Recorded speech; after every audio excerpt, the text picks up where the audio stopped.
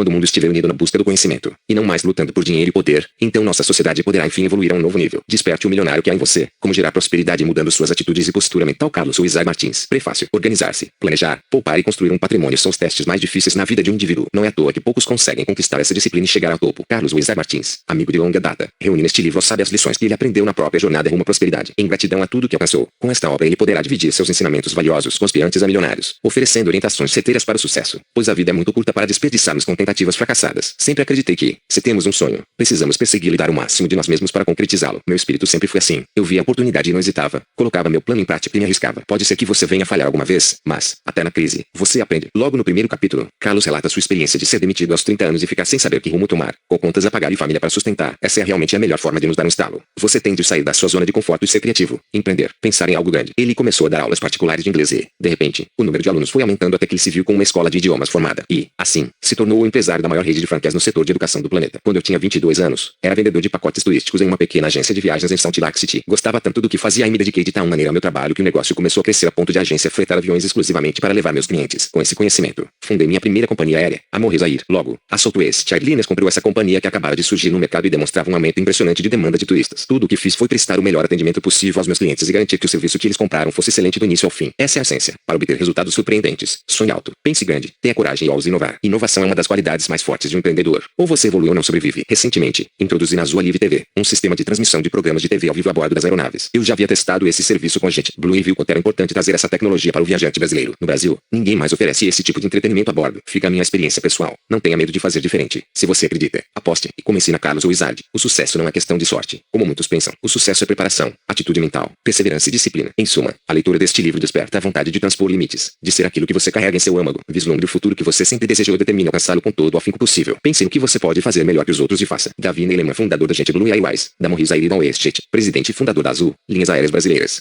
Apresentação. Recomendo a leitura do livro Desperte o Milionário que há em você a todos os que estão em busca de prosperidade. Neste livro, Carlos Ruiz Martins revela em detalhes como ele próprio, imbuído de disciplina, determinação e autoconfiança, construiu um império no setor de educação no Brasil. De maneira simples e objetiva, Carlos revela segredos que o ajudaram a superar momentos de muita dificuldade para seguir sua trajetória de sucesso. Carlos Ruiz Martins possui dom de equilibrar a vida pessoal, familiar e empresarial. Ano após ano ele nos surpreende com suas realizações e novas conquistas. É um grande realizador dos seus sonhos. Com seu exemplo de otimismo, fé e trabalho, Carlos inspira seus amigos, colaboradores e leitores. Este livro, rico em princípios de liderança, apresenta uma trajetória pessoal e empresarial vitoriosa, aliada a uma mensagem de otimismo e perseverança que deveria ser lida por quem acredita no seu próprio potencial. Este texto irá ajudá-lo a encontrar os melhores caminhos para sua independência financeira. Carlos Ruiz Martins desenvolveu, na prática, o que chamou de 7 chaves de ouro da prosperidade. Simples e diretas, são indicadores que ajudarão você a não cometer erros e, principalmente, a ganhar qualidade e velocidade nas suas ações em busca do sucesso. O Brasil vive seu melhor momento econômico com inúmeras janelas de oportunidades para a geração de riqueza. Esse cenário promissor possibilitou o surgimento de vários novos bilionários no país em tempos recentes. Agora você tem em mãos um roteiro, um guia, um passo a passo de como alcançar uma vida mais produtiva, mais próspera e, sobretudo, mais feliz. João Doria Jr., presidente Grupo Doria do LID, Grupo de Líderes Empresariais.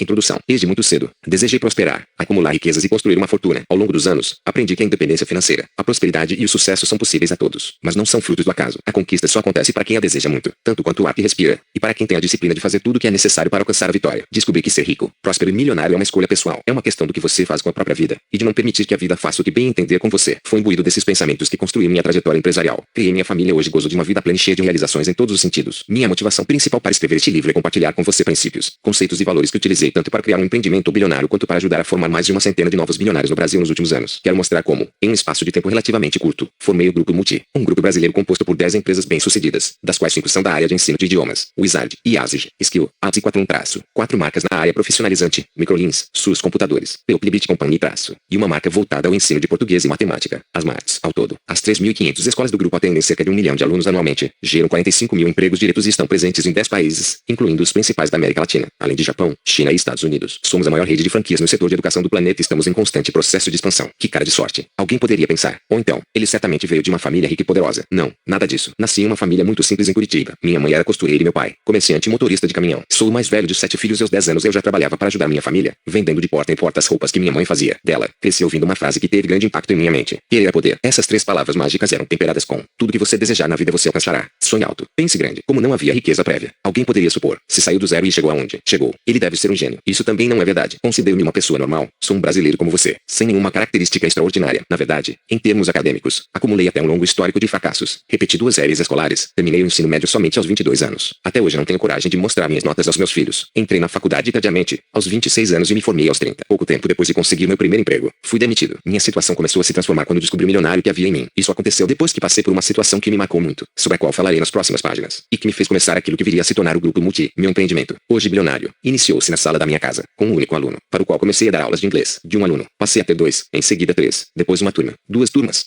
E o que existe hoje supera todas as minhas expectativas mais ousadas. No entanto, não imagine que essa trajetória foi fácil, tranquila e serena. Não foi assim. Nunca é e nunca será. O caminho do sucesso está cheio de pedras, obstáculos e desafios. Há muitos desapontamentos. As coisas nunca dão certo na primeira vez. E as pessoas nem sempre agem como você espera. Contudo, esse é o maior teste para quem quer vencer em qualquer área e a prova para quem consegue responder afirmativamente às questões. Estou disposto a pagar o preço para alcançar o sucesso. Farei o que for necessário. Não importa quão difícil seja. Manterei a disciplina e a disposição para enfrentar toda e qualquer adversidade até atingir o topo. Em geral, as pessoas que se tornam milionárias têm uma história de superação para contar. Foi inspirado pela superação narrada no clássico americano Mágico de Oz, de Isaac Foz, que resolvi dar o nome de Oz à minha primeira escola de inglês. Na história, cada personagem carregava em seu íntimo um grande desejo. Dorothy desejava retornar ao Kansas. O leão medroso queria ter coragem. O espantalho almejava ter um cérebro e o homem de lata ansiava por um coração. Os 4 caminharam quilômetros, transpuseram obstáculos, enfrentaram grandes perigos, suportaram muitos sofrimentos até alcançarem a terra de Oz, para serem instruídos pelo grande Wizard. A lição maravilhosa que o mágico, o Wizard, lhes ensinou é que tudo o que eles desejavam, na verdade, já lhes pertencia. Bastava apenas que cada um explorasse o próprio interior. Assim, Dorothy foi capaz de voltar para casa. O leão descobriu que tinha toda a coragem da qual precisava. O espantalho provou ser o homem mais inteligente do grupo, e não poderia haver pessoa mais carinhosa do que o homem de lata. Da mesma maneira que Dorothy e seus companheiros tiveram de empreender uma longa jornada até chegarem à terra de Oz. Cada indivíduo em busca de realização precisa percorrer a própria estrada de tijolos amarelos até alcançar aquilo que deseja. A maioria das pessoas gostaria que a conquista fosse imediata e sem grandes esforços e se ilude pensando que a vida lhes é ingrata quando tudo fica difícil. Chega até a culpar Deus, dizendo que ele abençoa alguns e castiga outros. Não se deixe enganar. Nenhuma vitória acontece por acaso. Qualquer conquista, pequena ou grande, é fruto da própria organização, do próprio planejamento e de muito esforço. Espero que esta obra ajude você a construir sua história de superação, transformação pessoal e ascensão financeira. Meu intuito não é ensinar práticas de gestão, fórmulas de economia, análise de mercado, maneiras de administrar uma empresa. Quero falar do que se passa dentro de você, mais precisamente na sua mente, em seu coração e em seu espírito. Você comprovará que riqueza, prosperidade e sucesso estão mais relacionados à sua postura mental, traço à sua maneira de pensar, acreditar e agir, do que a fatores tangíveis. Gostaria, porém, de fazer uma ressalva. Não é minha intenção desmerecer ou menosprezar quem possui poucos recursos. Não sou insensível às suas necessidades e carências e não considero os ricos melhores que ninguém. Penso que essa é uma escolha pessoal e cada um precisa decidir, em algum momento, se prefere passar uma vida de conforto, prosperidade e liberdade financeira ou uma vida de privação. Muitos querem ter sucesso, mas poucos têm um método eficiente para atingi-lo. Por isso, nas próximas páginas você conhecerá os segredos, os princípios e os conceitos que coloquei em prática para, a partir do zero, conquistar uma vida repleta de realizações em todos os aspectos. São os mesmos ensinamentos que já ajudaram mais de uma centena de pessoas a se tornarem as novas milionárias do Brasil. Tenho certeza de uma coisa: se eu comecei do nada, você também pode começar. Se eu pude sair da pobreza e passar para a riqueza, você também tem condições de chegar lá. Se eu conseguir construir uma fortuna, a possibilidade existe para você também. A riqueza começa dentro de você, assim como o sol faz conosco todas as manhãs. Quanto mais forte for a luz que brilhar no seu íntimo, mais depressa fará despertar o milionário que está adormecido em você.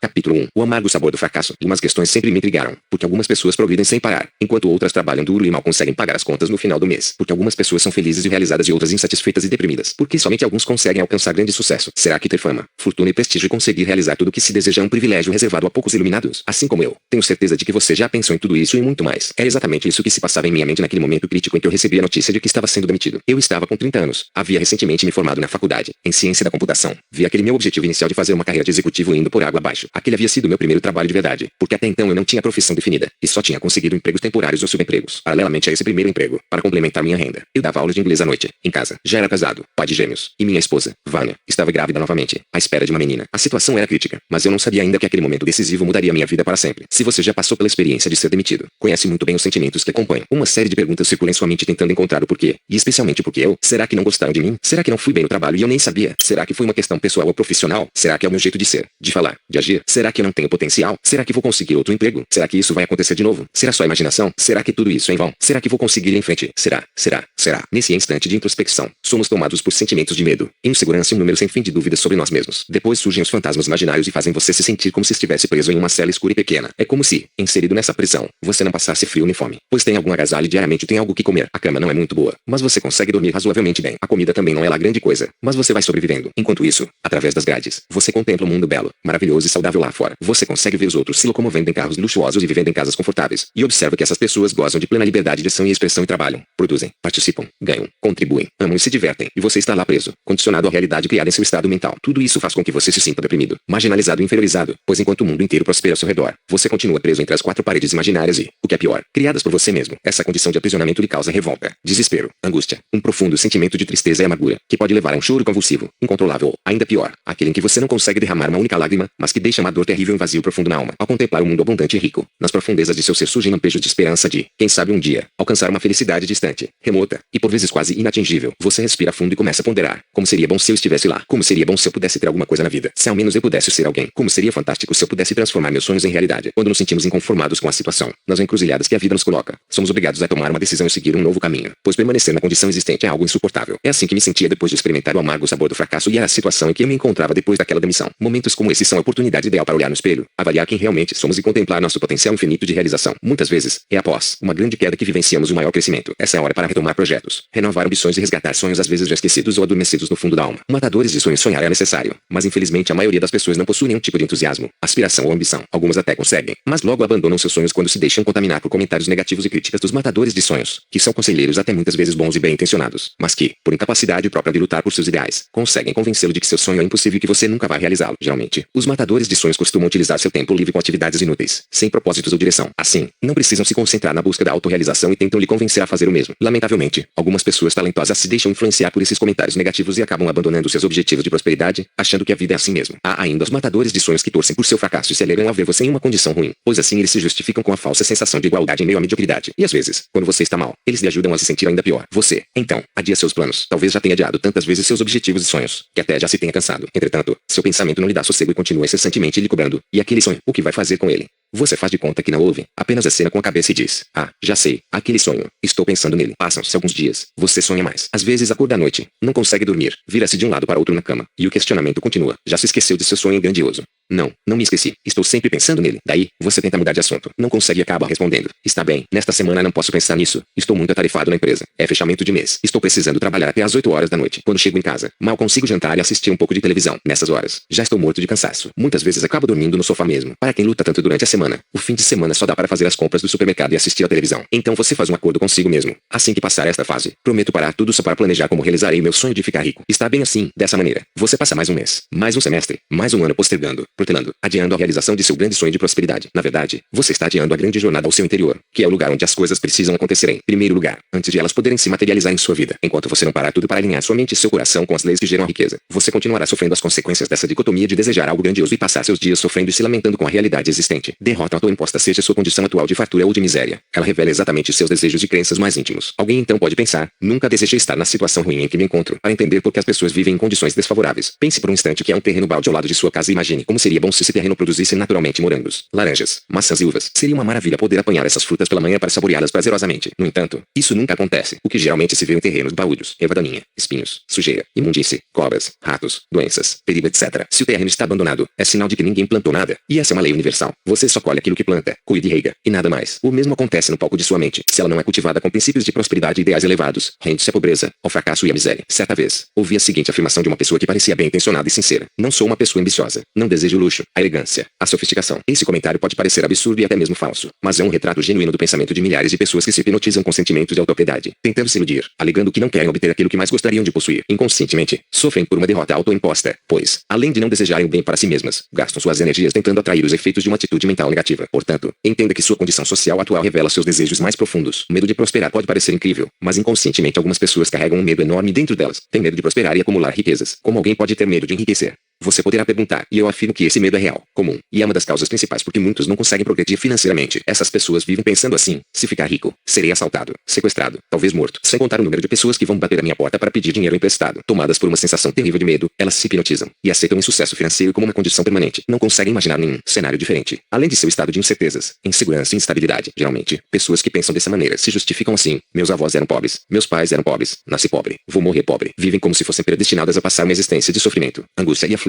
Algumas pessoas até aceitam essa condição desfavorável, como se fosse algum desígnio ou vontade divina, quando na verdade não há nenhuma virtude na pobreza. Ela gera fome, desnutrição, doenças, analfabetismo, intrigas, confusões, preocupações, desavenças, choros, irritações, úlceras, desgraças e não beneficia ninguém. Tenho certeza de que nem Deus se alegra com a miséria. A pobreza é uma anomalia existente no interior do homem, em seu modo de pensar e agir. A crença mantida por muitos de que a pobreza revela a pureza do indivíduo não possui nenhum fundamento científico, psicológico ou espiritual. Em minha opinião, essa é apenas uma racionalização criada por aqueles que escolheram o caminho de menor resistência. O famoso escritor Humberto Bard descreveu com muita clareza a realidade realidade da vida de milhares de homens e mulheres que a cada dia enganam a si mesmos, consciente ou inconscientemente. Eles pertencem à grande multidão e são considerados indivíduos comuns, sem nenhum objetivo a seguir. Não faltam ao trabalho, porém não têm urgência em suas ações, não se comprometem com datas, prazos ou resultados e precisam ser lembrados a todo instante de suas obrigações. Alguns passam as horas escondendo-se, esquivando-se, matando o tempo até chegar a hora da saída. Inconformado com essa situação, ele escreveu: todo empreendedor bem-sucedido enfrenta o desafio do homem comum, incapaz ou sem disposição de se concentrar em uma tarefa e levá-la até o fim. Desatenção tole e irritante e trabalho mal feito parece ser a regra geral. A incapacidade de atuar de forma independente, a inércia sem fim, a falta de vontade e a relutância em empenhar-se alegremente em uma obra são as causas do que colocam o bem-estar da multidão em um futuro cada vez mais remoto. Infelizmente, muitas pessoas fazem apenas o mínimo exigido para evitar ser demitidas no final do mês. Se os homens não têm a iniciativa de agir em proveito próprio, que farão quando o resultado de seu esforço redundar em benefício de todos? Na realidade, algumas pessoas sempre procuram desculpas, atribuindo às circunstâncias seu fracasso e sua situação mal-sucedida. O seguir, falarei sobre as desculpas mais comuns de quem não conseguiu ter sucesso nem criar fortuna.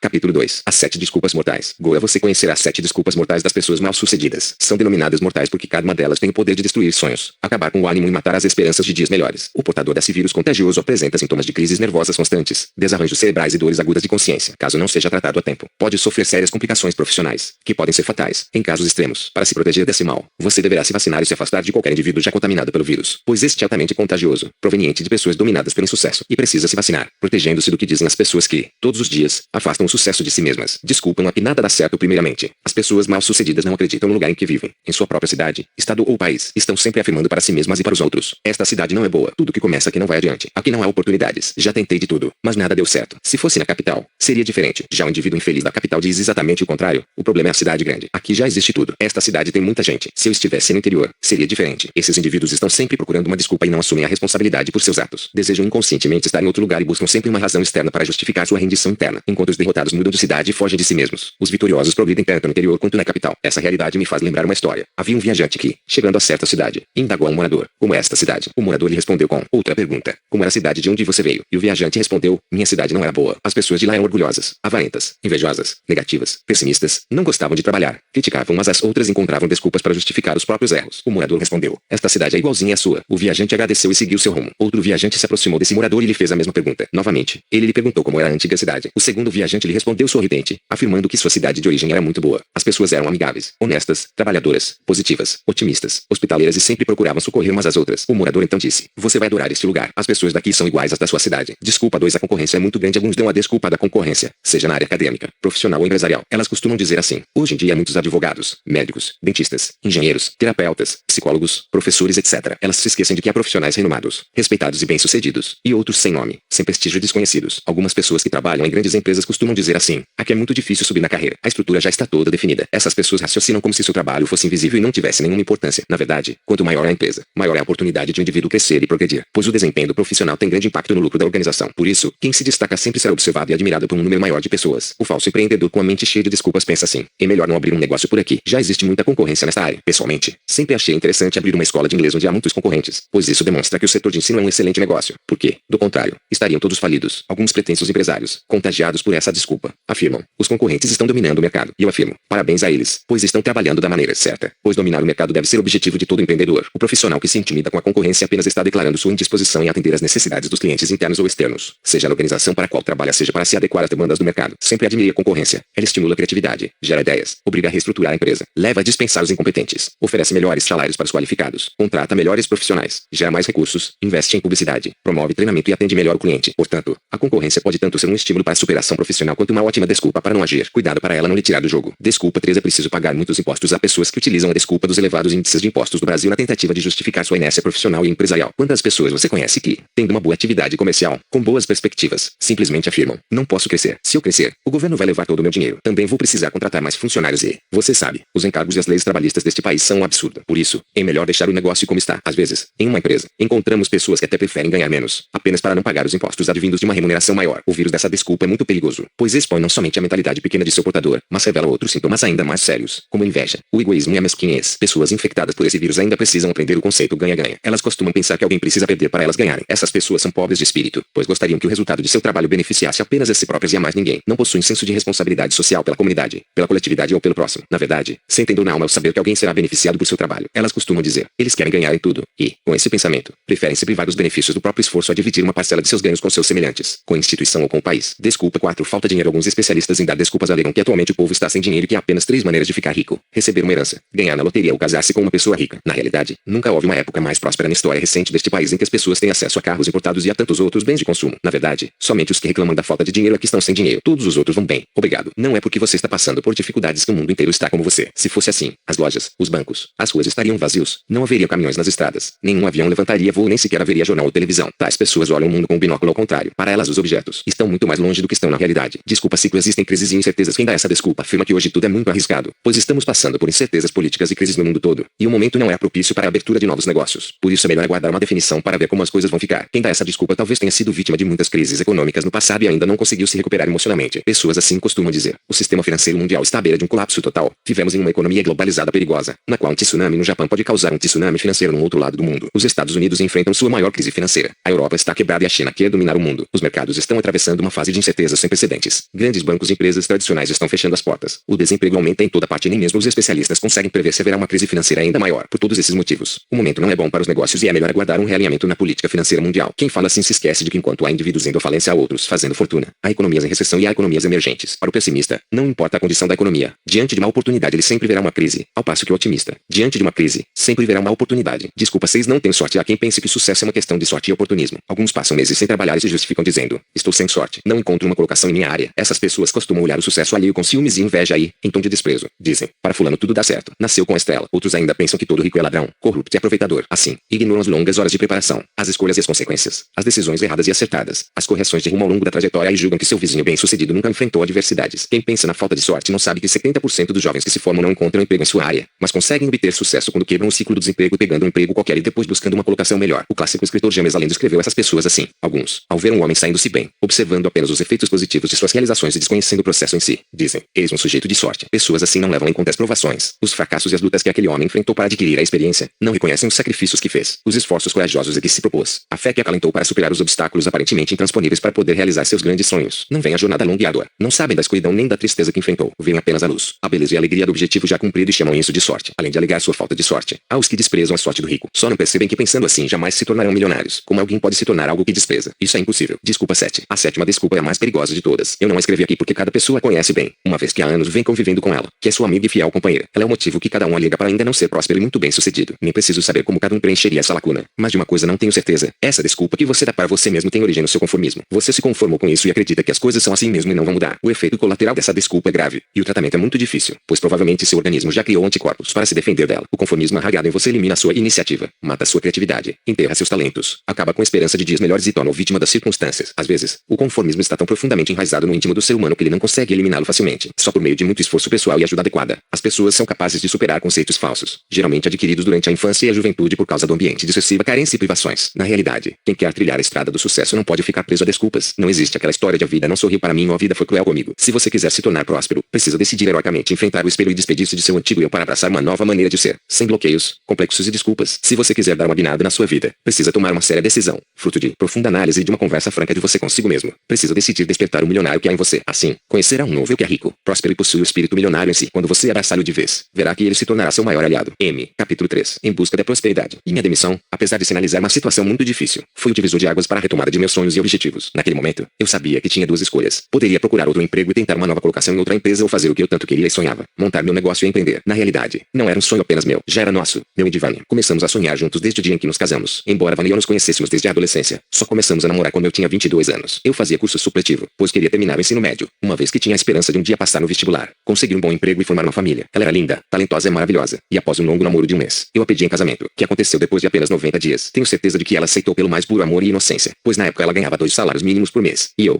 tudo foi muito simples. Os convites do casamento foram cópias xerox. As fotos foram tiradas por um amigo e os docinhos, feitos em casa mesmo. Depois da cerimônia, partimos para a lua de mel em uma Kombi emprestada rumo a Camboriú, em Santa Catarina. Certa noite, sentados na areia da praia, em um momento de inspiração, traçamos algumas metas para o futuro. Uma delas foi inesquecível. Vamos buscar a prosperidade. Voltamos para enfrentar a vida de recém-casados, sem saber o que fazer para sair da pobreza e alcançar a riqueza. Não conseguíamos conceber, naquele momento, os imensos obstáculos e as barreiras que enfrentaríamos na busca da autossuficiência. Não sabíamos ao certo o que significava ter sucesso e quais eram as implicações inerentes a esse mundo desconhecido. Não tínhamos mapa, roteiro ou guia para seguir. Tínhamos somente o forte desejo, a esperança e a confiança de construir uma grande fortuna. Quando a preparação encontrar a oportunidade, eu sabia que, se quisesse mudar minha situação financeira, precisaria primeiro mudar minha condição acadêmica. Com esse objetivo em mente, por 3 anos eu e minha esposa trabalhamos e poupamos o suficiente para que eu pudesse frequentar uma universidade, não no Brasil, mas nos Estados Unidos. Na época, eu já era fluente em inglês, pois havia aprendido o idioma de Shakespeare na minha adolescência com os jovens missionários mormons que sempre visitavam minha casa. Com esforço próprio, apoio da família e incentivo dos líderes da igreja mormon, Mormon. Consegui ser aceito na Universidade Brigham Young, em Utah, nos Estados Unidos, naquele ambiente acadêmico de excelência. Estudei ciência da computação e estatística e, ao mesmo tempo, tive a oportunidade de trabalhar como instrutor de língua portuguesa para estrangeiros no Centro de Idiomas da universidade. Depois da formatura, fui contratado pela empresa Champion International, em Cincinnati, onde trabalhei durante um ano, e fui depois transferido para a filial brasileira, em Mogi Guaçu, SP, como recém-formado. Aos 30 anos, meu objetivo principal era fazer carreira como executivo. Imaginava trabalhar em várias companhias e subir a escalada corporativa rumo ao sucesso profissional. Sempre acreditei que o sucesso acontece quando a preparação encontra uma oportunidade. Certo dia, eu estava no trabalho quando um colega me perguntou: "Você poderia me dar algumas aulas de inglês à noite?" Eu pensei assim: aulas de inglês significam mais dinheiro no bolso, e isso não faz mal a ninguém. E topei. Comecei, então, a dar aulas na sala da minha casa no período noturno. Depois desci meu primeiro aluno. Outro chegou, e depois mais um e mais um. Em pouco tempo, estava dando aulas para uma turma, depois para duas, três. Após alguns meses, minha esposa também passou a dar aulas em casa e, à medida que o tempo passava, o número de alunos aumentava. Naquela época, as aulas de inglês não passavam de um complemento à renda familiar. É interessante notar que, às vezes, possuímos um dom, um talento, uma habilidade inata, mas nós mesmos não conseguimos reconhecer de imediato. E isso aconteceu comigo. Eu trabalhava de dia na Champion, dava as aulas em casa à noite e continuava buscando uma solução. Onde vou encontrar o sucesso? Como vou conseguir ser próspero? O que fazer para vencer financeiramente? Serei um empregado sempre ou poderei ser um empregador? A solução estava diante de meus olhos, mas eu ainda não conseguia ver. Enquanto eu pensava em tudo aquilo, certo dia fui ao banco receber meu salário. Quando estava na fila de espera do caixa, observei que em cima do balcão havia uma pasta aberta com o título Folha de Pagamento Confidencial. Olhei bem e vi que era da empresa para a qual eu trabalhava. Ao chegar minha vez de ser atendido, estiquei os olhos e vi que o primeiro nome na lista era o do meu chefe. Ele era um profissional com 20 anos de carreira, que já havia trabalhado em grandes empresas e possuía um currículo impecável. Mas, para minha surpresa, quando observei o valor de seu salário na lista, fiquei um tanto admirado. Perguntei então à moça do caixa: "Essa folha de pagamento é mensal, quinzenal ou semanal?" Ela riu e disse: "Claro que é mensal. A empresa não faz pagamento quinzenal ou semanal." Em seguida, recebi meu humilde salário e fui para casa inconformado. Não acreditava naquilo. Eu pensava que um salário de diretor era maior, mas muito maior. Então avaliei: será que quero trabalhar mais 20 anos para depois conquistar essa remuneração? Será que estou disposto a me submeter a todas as demandas da escalada corporativa para, quando estiver próximo da aposentadoria, obter um cheque como aquele? Será que não conseguiria obter ganhos maiores se trabalhasse por conta própria? A decisão de ficar rico com a experiência que tenho hoje. Posso afirmar, com toda segurança, que se você quiser ficar bem, ter uma vida tranquila e confortável, deve trabalhar para uma boa empresa. Você terá uma linda casa, um bom carro e poderá fazer uma viagem à praia de vez em quando. No entanto, se você deseja ter uma super casa, um super carro e viajar por todo o mundo, se sua pretensão é ficar rico, muito rico, milionário ou multimilionário, você precisará empreender, abrir o próprio negócio e aprender a multiplicar seus talentos e recursos. Aquela experiência na fila do banco me deu um senso de definição e propósito. Senti claramente que o caminho da prosperidade consistia na capacidade empreendedora de cada um. Embora ainda não soubesse qual seria meu projeto de vida, naquele momento decidi que eu seria um empreendedor e ganharia meu sustento desenvolvendo meus próprios planos, metas, objetivos, e ganharia mais ou menos na mesma proporção de meus esforços. Para colocar esse objetivo em prática, por um tempo, eu precisaria manter aquele meu emprego para poder cobrir as despesas do mês até conseguir me estabelecer com o meu negócio. Enquanto isso não acontecesse, seria insensatez pedir o desligamento da empresa. Em meu íntimo, porém, de forma incompreensível para mim mesmo, havia uma voz mansa e suave que dizia: "Você pode mais. Acredite em si mesmo. Acredite em seus sonhos." Mesmo assim, enquanto eu queria acreditar na voz interior, pensava: "Mas como será quando eu largar meu emprego seguro? Será que vale mesmo a pena abandonar a estabilidade e a segurança do emprego fixo? Vou arriscar sem nem saber que negócio vou abrir ou em que área vou atuar? O que minha esposa vai achar de tudo isso? Qual será a reação de meus pais? O que os outros vão dizer? E se eu falhar? E se tudo der errado?" Enquanto tentava combater aquelas vozes negativas e manter a chama acesa de me tornar um empreendedor, sentia como se tivesse nas mãos um quebra-cabeça de 1000 peças para montar. Era como se as peças estivessem todas soltas, espalhadas em cima da mesa, mas não havia uma imagem, uma foto ou ilustração em que me basear. Eu só sabia que teria um negócio próprio e mais nada. Na tentativa de definir em que área atuar, lembro-me de ter feito com minha esposa uma relação de 10 possíveis projetos, que variavam de tamanho, natureza e segmento. Diante da diversidade de opções, por um tempo senti-me totalmente desorientado, sem saber qual a trajetória a seguir, que rumo tomar e por onde começar. Sabia também que, em qualquer área que fosse atuar, levaria muito tempo para obter um retorno financeiro satisfatório. Possivelmente, no início, eu não receberia nada ou quase nada. Se recebesse o suficiente para a manutenção da família, já estaria satisfeito. Eu sabia também que não dominava a operação de nenhum dos 10 negócios listados. Naquele momento de indefinição, tive a nítida sensação de que precisava de uma inspiração divina, de uma orientação superior à minha capacidade intelectual, para me auxiliar a tomar a decisão correta, pois não seria apenas um trabalho ou um negócio qualquer, mas um projeto de vida. Seria uma causa, um ideal pelo qual eu daria o melhor de mim, pois estava disposto a dedicar toda a minha energia, meus dons e talentos para o êxito do empreendimento. Embora eu não soubesse que rumo seguir nem por onde começar ou como proceder, dentro de mim havia uma certeza, que Deus sabia e Ele poderia me indicar que rumo eu deveria seguir. Uma resposta imbuída daquele espírito. Lembrei-me de uma cena bastante inspiradora de um filme de que eu gostava muito, Um Violinista no Telhado. Esse filme antológico conta a comovente história de Tevye e de sua família, que viviam em um terrível estado de pobreza na antiga Rússia. O filme retrata a saga daquela família de judeus com a segurança, a estabilidade e o conforto da América. O protagonista, Tevye, criava vacas e vendia leite com sua carroça na vila de Anatevia. Em certo momento, seu cavalo adoece e ele mesmo passa a puxar a carroça para fazer as entregas. Bastante abatido e inconformado com a situação de carência que enfrentava, ele para no caminho, olha para os seus e, muito emocionado, começa um diálogo com o Criador. Meu querido Deus, o que aconteceria se eu fosse um homem rico? O que aconteceria se eu tivesse uma fortuna, mesmo que fosse uma pequena fortuna? Isso estragaria seus planos? Eu me sentia exatamente como Tevye, com esposa e filhos pequenos para criar, vivendo em uma grande pobreza, em um estado de privação e, ao mesmo tempo, sonhando em fazer América mesmo depois de já haver retornado de lá, no mesmo espírito de oração. Resolvi repetir a sequência de perguntas feitas por Tevye e acrescentei: meu Pai Celestial, que caminho devo seguir que me proporcionará maior realização pessoal, profissional e financeira? Que profissão devo desempenhar para me auxiliar a cumprir satisfatoriamente os propósitos de minha existência? Como devo aplicar os talentos e os dons divinos que o Senhor me concedeu? Mesmo que eu desconheça plenamente quais são esses dons, como posso gerar riqueza para mim, para os que estão ao meu redor e para a sociedade em geral? geral. Subitamente, um sentimento inesquecível tomou conta de meu coração, minha mente e meu espírito. A resposta foi bastante clara. Naquele instante, senti que deveria seguir a área da educação, a área do ensino, a área da formação de pessoas. Tão logo esse pensamento se cristalizou em minha mente. A próxima pergunta que fiz foi: mas como farei isso? E a resposta silenciosa foi: pedi e recebereis, buscai e achareis, batei e ser-vos aberto. Após aquele instante memorável, não houve mais questionamentos, dúvidas ou incertezas sobre qual direção seguir. Eu sabia, no entanto, que tinha um imenso túnel escuro para percorrer. Descobri que, quando estamos em uma busca interior, seguindo o espírito de pedir e recebereis, buscai e achareis, em algum momento, precisamos dar um passo na escuridão e confiar somente na fé. É como se Deus nos colocasse diante de um túnel escuro com luz suficiente para percorrermos apenas 1 ou 2 metros. Porém, tão logo caminhemos nesse percurso, logo recebemos um novo facho de luz de mais 1 ou 2 metros. Ter recebido aquela inspiração divina fez toda a diferença em minha trajetória pessoal e profissional, pois eu sabia que, a qualquer momento, eu poderia recorrer à mesma fonte da inspiração em busca de apoio, consolo, alento e direção. Aquela resposta me deu também mais certeza, confiança e força para perseverar no caminho a ser percorrido. Coincidentemente, algumas semanas depois de ter recebido essa resposta, meu chefe me chamou em sua sala para uma conversa rápida. Ele explicou que a empresa passava por uma reestruturação e que meu nome estava na lista dos funcionários a serem demitidos. Não me deu muitas explicações e pediu apenas que eu reunisse meus pertences pessoais, dizendo que eu não precisava mais voltar ao trabalho no dia seguinte. Sim, hoje sei que aquela mesma demissão que pôs fim à minha pretensa carreira de executivo foi a maneira que o universo encontrou para me dizer: agora chegou a hora de você seguir avante rumo ao solitário caminho da prosperidade. Siga em frente. Chegou a sua hora. Aquele período em que pude atuar como professor no Centro de Idiomas da Universidade Norte-Americana foi, sem que eu soubesse na época, como um estágio importante em minha qualificação profissional. E aquelas aulas de inglês em minha casa foram o embrião do surgimento da primeira escola Wizard neste país e o primeiro tijolo para a composição do grupo Multi, que viria a se tornar a empresa líder mundial no ensino bilíngue. Quem diria que aquele professor que começou dando aulas em casa seria um dia convidado para acompanhar a presidente da República, Dilma Rousseff, em sua visita à China? Quem poderia prever que aquele projeto se transformaria em um dos maiores grupos educacionais do país? Quando contemplo todas essas realizações, com frequência lembro-me das palavras do autor inglês Robert Frost. Havia duas estradas no bosque. Em determinado ponto, elas se separavam. Eu peguei a estrada menos percorrida, e isso fez toda a diferença. As 7 chaves de ouro da prosperidade hoje. Tenho plena convicção de que podemos realizar tudo o que desejamos. Depois de concretizar meu sonho, posso dizer que o que me ajudou a ter sucesso foram alguns aspectos fundamentais, aos quais resolvi chamar de as 7 chaves de ouro e vou compartilhar com você nas páginas a seguir. As 7 chaves de ouro da prosperidade me ajudaram a transformar uma atividade amadora e doméstica em um empreendimento multimilionário. Da mesma maneira que consegui abandonar aquela cela imaginária criada por mim mesmo no passado, chegou a sua vez. Colocarei as chaves que abrem as portas da cela em suas mãos. É sua oportunidade de abrir a porta pesada e enferrujada que o aprisiona e correr livre para o mundo de seus sonhos. Chegou a hora de você despertar o milionário que há em você. Para despertar o milionário que há em você, lembre-se, o sucesso acontece quando a preparação encontra a oportunidade. Portanto, prepare-se e fique atento ao que acontece no mundo e ao seu redor. Se você quer ficar bem, trabalhe para os outros. Se você quer ficar rico, trabalhe por conta própria. Mentalize. A prosperidade está em mim. Eu posso mais. Muito mais. Há um milionário dentro de mim.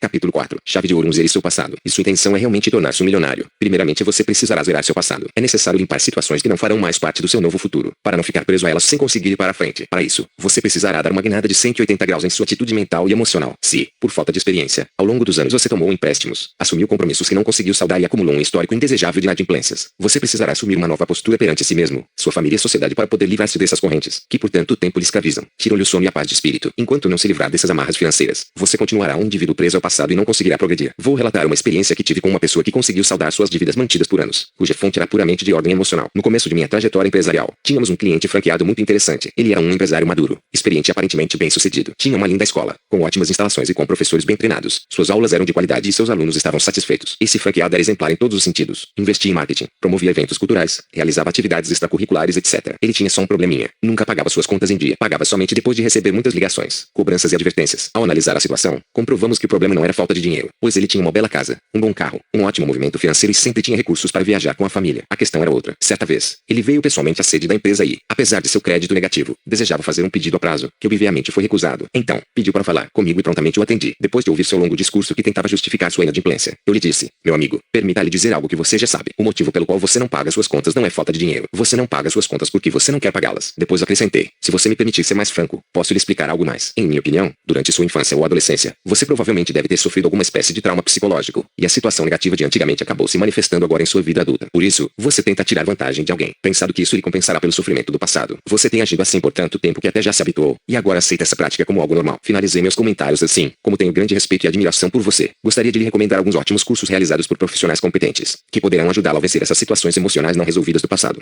Ele ouviu atentamente minhas palavras. Ao final, perguntou: e meu pedido vai ser liberado? Eu lhe respondi: sim, ele vai ser liberado. Você só precisa setar os valores pendentes e será imediatamente liberado. Para minha surpresa certamente, para a surpresa dele também, ele acabou pagando os valores devidos e voltou para casa com seu pedido atendido. E o mais surpreendente foi que, daquele momento em diante, nunca mais atrasou seus pagamentos. Existem alguns casos curiosos. Há algumas pessoas que, mesmo tendo condições, não pagam suas dívidas, motivadas por um espírito de vingança. Agem assim como se seu comportamento impróprio fosse capaz de reparar ou lhes compensar alguma situação adversa vivenciada no passado. Elas guardam o sentimento de que alguém lhes deve algo, não importa quem seja. Algumas pensam ser os pais, o irmão ou a irmã, o marido ou a mulher, a empresa, o chefe, o país, o governo e até Deus. Outras aumentam suas dívidas motivadas pela inveja, sem levar em consideração sua capacidade financeira. Pensam assim: Se meu vizinho trocou de carro, também vou trocar. Se meus amigos vão viajar ao exterior, também vou viajar. Se minhas amigas compram essa marca de bolsa, também vou comprar. Essas pessoas vivem se comparando aos outros. Assim, elas sofrem, pois sempre encontrarão alguém em condição mais privilegiada que a sua. Há ainda os pobres de espírito, que não honram seus compromissos e se justificam dizendo: meus credores já têm tanto, e eu tenho tão pouco. Se eu não pagar essa conta não fará diferença para eles. Do ponto de vista financeiro, o valor devido talvez não faça muita diferença.